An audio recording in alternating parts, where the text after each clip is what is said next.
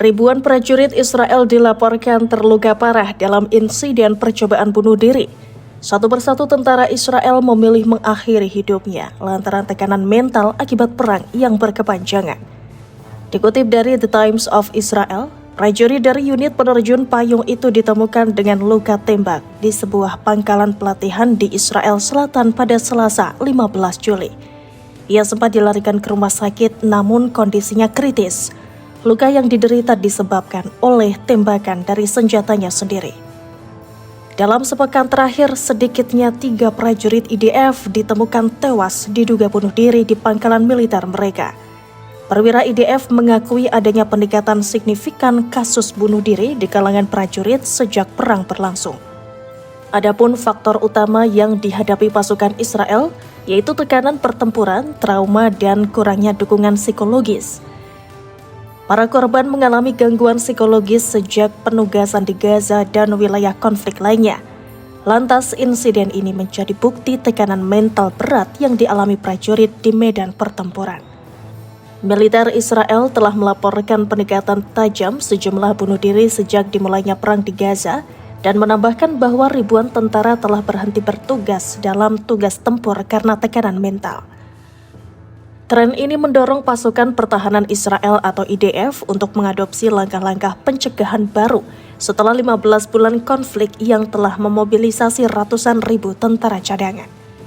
Militer Israel mengatakan bahwa puluhan tentara telah bunuh diri sejak awal perang, menandai jumlah korban tertinggi dalam 13 tahun dan menimbulkan kekhawatiran tentang potensi krisis kesehatan mental di militer. IDF mencatat bahwa ini adalah dugaan bunuh diri karena semua kasus masih dalam penyelidikan hingga saat ini. Dalam laporan korban selama 2 tahun terakhir, IDF mengatakan pihaknya mencatat 21 kasus bunuh diri pada tahun 2024, naik dari 17 kasus pada tahun sebelumnya, termasuk 10 kasus yang terjadi sebelum serangan 7 Oktober oleh militan Hamas yang memicu perang. Peningkatan tersebut paling menonjol jika dibandingkan dengan tahun-tahun sebelumnya, dengan 14 dugaan bunuh diri pada tahun 2022 dan 11 pada tahun 2021. Lebih dari separuh kasus bunuh diri tahun lalu melibatkan prajurit cadangan, angka yang disebabkan oleh lonjakan jumlah prajurit cadangan yang dipanggil sejak perang dimulai 15 bulan lalu. IDF juga melaporkan bahwa ribuan prajurit cadangan telah berhenti bertugas dalam peran tempur karena tekanan mental. Jumlah kematian secara keseluruhan tampak menurun pada tahun 2024 dibandingkan tahun sebelumnya, dengan 363 tentara tewas dibandingkan dengan 558 pada tahun 2023. Kegiatan operasional menyumbang 295 kematian pada tahun 2024. Selain itu, 23 prajurit tewas dalam berbagai kecelakaan, termasuk kecelakaan lalu lintas dan 11 orang tewas dalam serangan teroris atau serangan musuh. Brigadir Jenderal Amir Fatmani dari Departemen Sumber Daya Manusia Militer dalam siaran pers mengatakan, negara Israel telah mengalami kehilangan yang sangat besar. Setiap orang memiliki dunianya sendiri dan setiap kehilangan terasa terlalu berat. Kami akan melakukan segala yang mungkin untuk meminimalkan kasus-kasus menyakitkan ini. Menanggapi meningkatnya angka bunuh diri, IDF mengatakan pihaknya mengadopsi beberapa tindakan yang ditujukan untuk pencegahan dan dukungan. Hotline dukungan kesehatan mental 24/7 telah didirikan, di samping peningkatan jumlah dan ketersediaan petugas kesehatan mental. Angkatan Darat menyatakan bahwa mereka juga telah membuka klinik khusus bagi anggota dinas reguler dan memperluas perawatan untuk respons trauma tempur bagi prajurit yang telah diberhentikan. Pada tahun 2021, IDF mengklaim telah mengurangi angka bunuh diri hingga 75% melalui program pencegahan, meskipun keakuratan angka tersebut pernah dipertanyakan sebelumnya. Pada tahun yang sama, Profesor Tamar Herman dari Institut Demokrasi Israel menyampaikan kepada Subkomite Knesset untuk Personalia di IDF bahwa ia terkejut dengan informasi yang disajikan mengenai upaya pencegahan dan respon dari pihak IDF, mengingat kurangnya kepercayaan publik terhadap IDF dalam isu tersebut.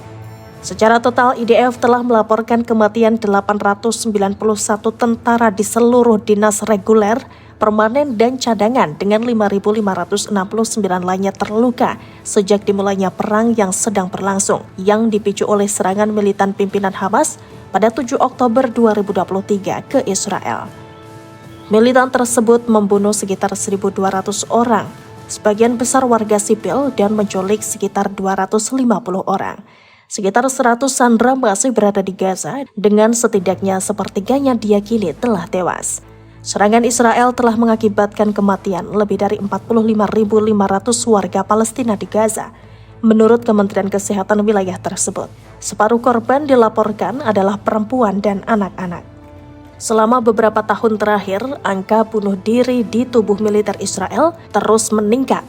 Namun sejak dimulainya invasi darat ke Gaza pada bulan Oktober 2023, lonjakan kasus bunuh diri di kalangan tentara Israel mencapai titik kritis. Laporan dari berbagai sumber menyebutkan bahwa dalam waktu kurang dari 1 tahun, puluhan tentara IDF memilih mengakhiri hidup mereka sendiri. Mereka bukan mati dalam pertempuran, mereka menyerah dalam peperangan batin yang tak tampak oleh mata publik. Di tengah titik kritis yang dialami tentara IDF, Perdana Menteri Benyamin Netanyahu justru tampak tak bersuara.